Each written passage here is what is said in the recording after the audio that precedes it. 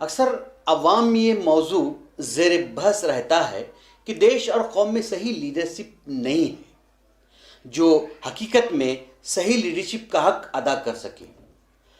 ان بحث اور چرچا کرنے والوں میں نکڑ پر بیٹھنے والے لوگوں سے لے کر یونیورسٹیوں کے فارغ لوگ بھی ہوتے ہیں، لیکن افسوس بحث اور چرچا تو بہت ہوتی ہے لیکن کوئی ٹھوس اقدام نہیں ہوتا۔ دیکھا جائے تو صحیح لیڈرشپ نہ ہونے کی اصل وجہ بھی عام عوام ہی ہوتی ہے، جن کی وجہ سے غلط لوگ منصب پر بیٹھے ہوئے ہیں۔ افسوس کے ساتھ یہ کہنا پڑ رہا ہے کہ آج کل لیڈرشپ چننے کا جو نظریہ یا کرائٹیریا ہے وہ بالکل غلط ہے۔ اکثر عوام لیڈر میں امیری یا دبنگری دیکھتے ہیں اور ان کے سامنے اخلاق اور کردار کوئی معنی نہیں رکھتا۔ کوئی لیڈر کتنا بھی بد اخلاق اور بد کردار کیوں نہ ہو، اگر دولت ہو تو سب کچھ معاف۔ اگر غلط قسم کے لوگ منصب یا اقتدار پر پہنچیں گے تو عوام کے بھلائی کے کام کیسے ہوں گے؟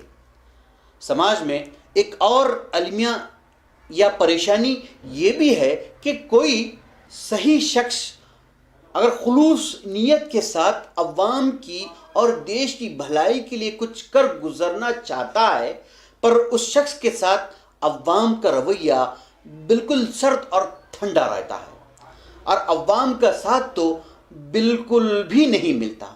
حد تو یہ بھی ہوتی ہے کہ اس شخص کی ٹانگ کھینچنے میں سب سے زیادہ ہاتھ تو قوم کے سو کالڈ دانشوروں کا ہوتا ہے۔ یہ لوگ تو اس شخص کو بدنام کرنے میں حدیں پار کر دیتے ہیں۔ ایسی غلط باتیں اور الزامات اس شخص کے ساتھ گھڑی اور جوڑی جاتی ہیں جس کا سچائی سے کوئی تعلق نہیں ہوتا۔ جس ٹیلنٹ کے ساتھ صحیح شخص کچھ اچھا کرنا چاہتا ہے، ان ٹانگ کھینچنے والوں کی شرارت کی وجہ سے اس شخص کا ٹیلنٹ لائبلٹی یا کہیے بوجھ بن جاتا ہے۔ ہونا تو یہ چاہیے تھا کہ قوم و ملت کی بھلائی کے لیے اس ٹیلنٹ کو استعمال کیا جاتا۔ اچھا، یہ لوگ جو ٹانگ کھینچنے والے اور برائی کرنے والے ہوتے ہیں، یہ خود تو کچھ کرتے نہیں لیکن کچھ اچھا کرنے والوں کو رکاوٹیں پیدا کرنے میں پورا زور اور طاقت لگا دیتے ہیں۔ اتنا زور اور طاقت کچھ خیر کے کچھ اچھے کاموں میں لگائیں تو عوام کا بھی بھلا ہوتا اور اپنی آخرت کے لیے بھی کچھ فائدہ ہوتا۔